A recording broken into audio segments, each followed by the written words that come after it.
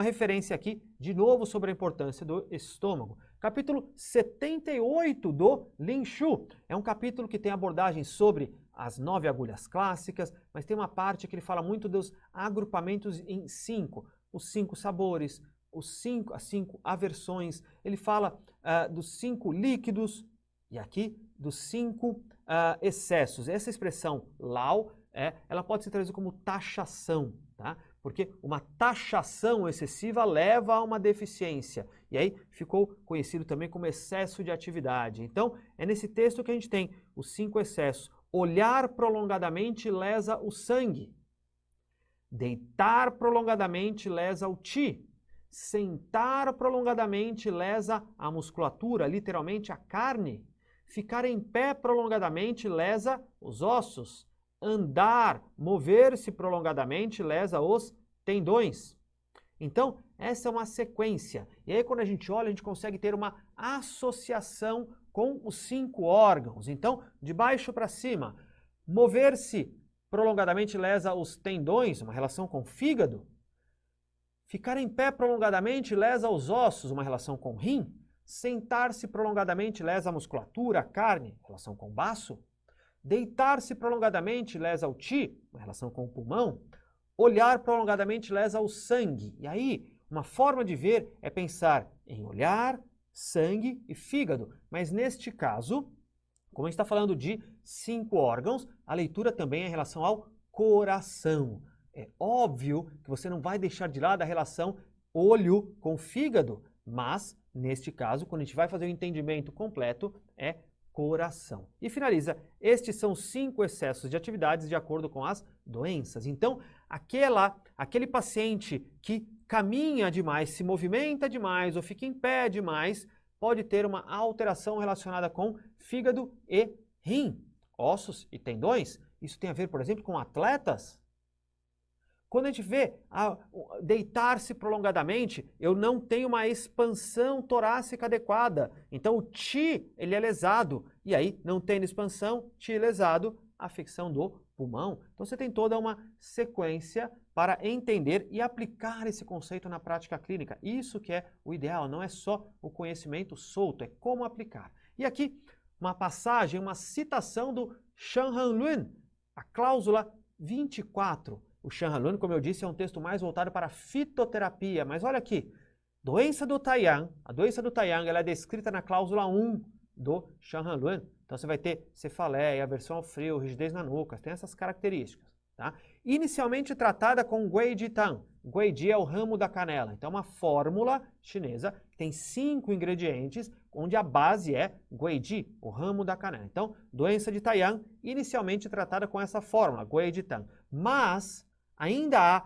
inquietação, uma agitação interna. Essa expressão remete ao conceito de vexação, a uma sensação de desconforto interno, sem resolução. Se isso acontece, primeiro você agulha VB20 e VG16, e então você dá aquela mesma fórmula e aí você recupera o paciente. Por quê? Porque VB20, VG16, Fan Chi e Fan Fu, Fan é vento. Então são 2 pontos de acupuntura que têm uma ação importante sobre o vento. E a agulha, ela é rápida para mover, ela é rápida para eliminar essas questões dos fatores patogênicos, como o vento. Então, agulha esses pontos, estimula para mover o vento e em seguida você vem com a fórmula. E aí você tem a acupuntura atuando de fora para dentro e você tem a fórmula atuando de dentro para fora. E aí a resolução é muito boa. Então você vê um texto que é mais voltado, mais dedicado à fitoterapia chinesa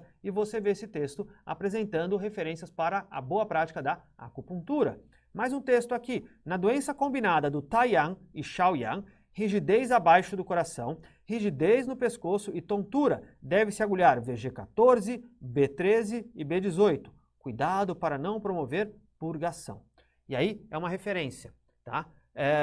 Doença do Taiyang, na linguagem do Shan Han Lun, é a mais superficial, tá? Então, o Taiyang, ele é a abertura para o exterior.